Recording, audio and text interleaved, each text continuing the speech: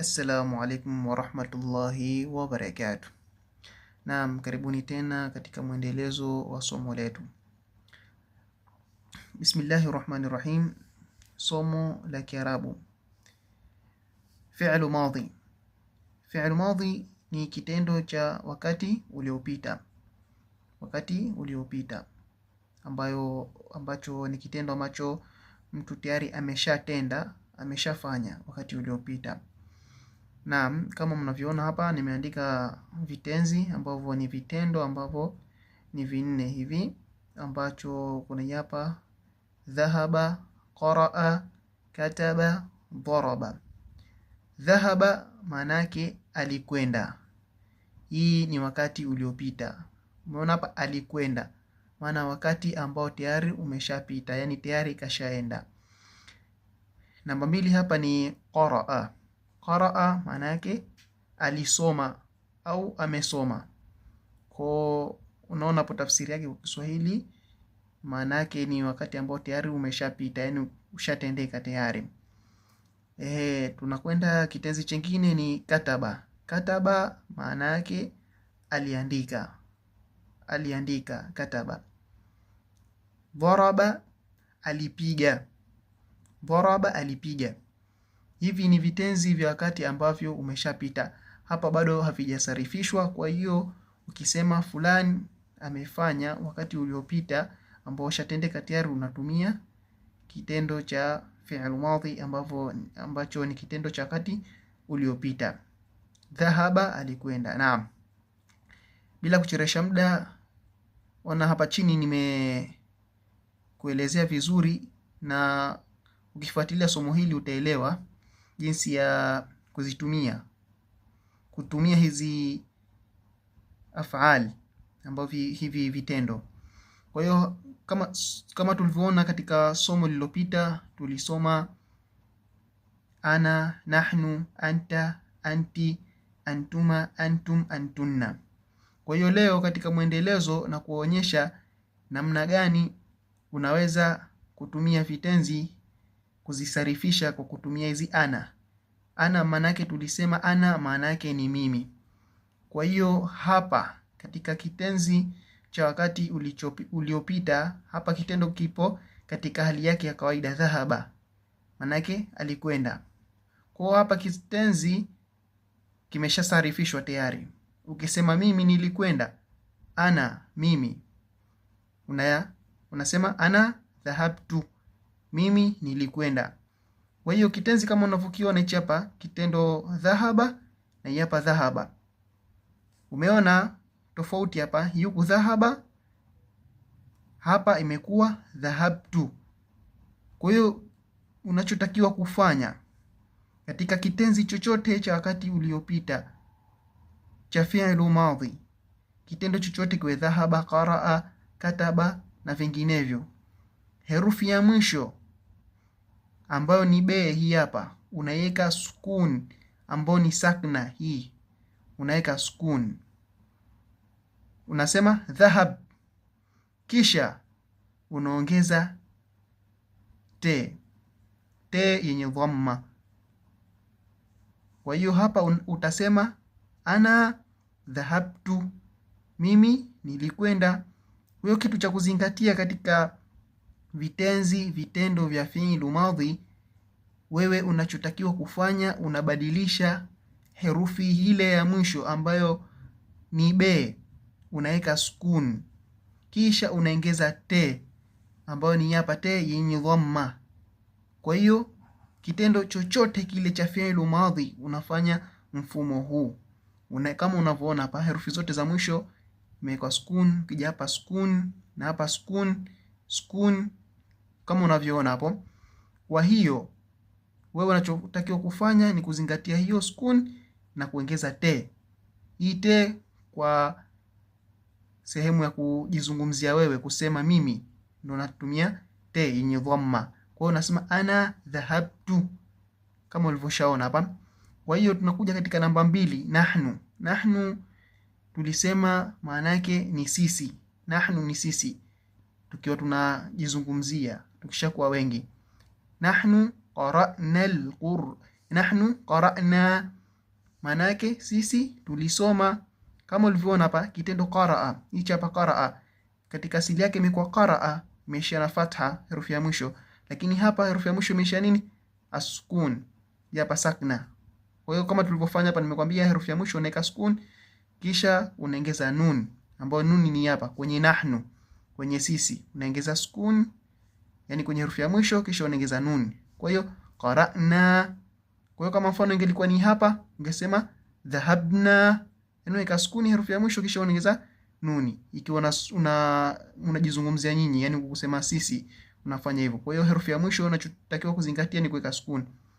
Nahnu qara'na. Kwa hiyo umefuta herufi ya mwisho fatha, umeweka sukuni kisha umeongeza na nuni, umeplus na nuni, imekuwa qara'na. Kwa hiyo tunaenda katika sehemu ya tatu ambayo ni anta. Anta maana yake ni wewe. Katika somo lililopita nilielekeza anta ni wewe, lakini kwa mwanaume. Kwa hiyo unachotakiwa kufanya kama, yani vitendo vyote katika hizi adhamairi zote, unachofanya katika kitenzi cha fi'il madhi unaweka herufi ya mwisho sukuni. Kisha kinachotakiwa kuzingatia katika anta unaongeza te yenye fatha. Kwa hiyo kitendo kataba, umeona hapa kataba, ambapo ni hapa kataba. Kwa hiyo tulichokifanya hapa tumeweka sukuni herufi ya mwisho ambapo ni hapa, kisha tumeplus na te katika kitendo kama hichi hapa kataba. Kwa hiyo kama hapa utaweka sukuni herufi ya mwisho katab, kisha utaweka te yenye fatha katabta. Kwa hiyo umeona hapa anta katabta, wewe umeandika. Kataba manake aliandika. Kwa hiyo anta katabta, wewe uliandika. Tunaenda katika dhamiri ya 4, anti. Hii anti manake ni wewe, lakini kwa mwanamke. Hii kwa mwanamke ukimwambia wewe. Kwa hiyo kitendo dharaba, ambao dharaba ni hii hapa. Dharaba umeweka sukuni herufi ya mwisho kisha tumeplus na te yenye kasra. Kwa mwanamke hiyo naweka te yenye kasra. Kwa hiyo anti dharabti. Yani ukiangalia hizi zote wewe unachozingatia nimeweka sukuni. Hizi zote sukuni, yani hii sukuni ni lazima. Kisha unaweka tu kama anta katabta, anti dharabti. Haya, kama unavyoona hapa. Kisha huku nimeweka mifano ya sentensi. Kwa hiyo kwenye antuma kama unavyoona hapa. Kwa hiyo unachotakiwa kuzingatia kitenzi chochote unachokiona au unachokitumia cha fi'il madhi unaweka sukuni sakna herufi ya mwisho kisha unaongeza tu. Kama hapa antuma unaongeza tu tuma. Kwa hiyo kama hapa ingekuwa dhahaba utaongeza hii tuma, dhahabtuma. Kwenye antum unaongeza tum. Kwa hiyo kama dhahaba utasema dhahabtum, umeweka sukuni herufi ya mwisho kisha umeongeza tum. Dhahabtum, qara'tum, katabtum, darabtum. Umeelewa hapo? Haya, kwenye antunna. Hii antum manake ni wengi ambao yani unaosemesha ni wakiwa wengi, nyinyi. Kwa hiyo ukisema kama nyinyi mliandika unatumia antum. Antum katabtum, nyinyi mliandika. Haya, tunaenda kwenye hii antunna. Antunna hii ni wengi wa kike. Kama tulivyosema, wengi wa kiume wa Kiarabu na wengi wa kike wana tofautishwa katika kuzungumza. Ila ikiwa mchanganyiko wanawake na wanaume utatumia tu antum. Lakini ikiwa ni wanawake watupu utatumia tu antunna. Kwa hiyo antunna utaongeza tunna. Kwa hiyo kama kitendo dhahaba utasema dhahabtunna, nyinyi mlikwenda. Qara'tunna, nyinyi mlisoma. Katabtunna, nyinyi mliandika.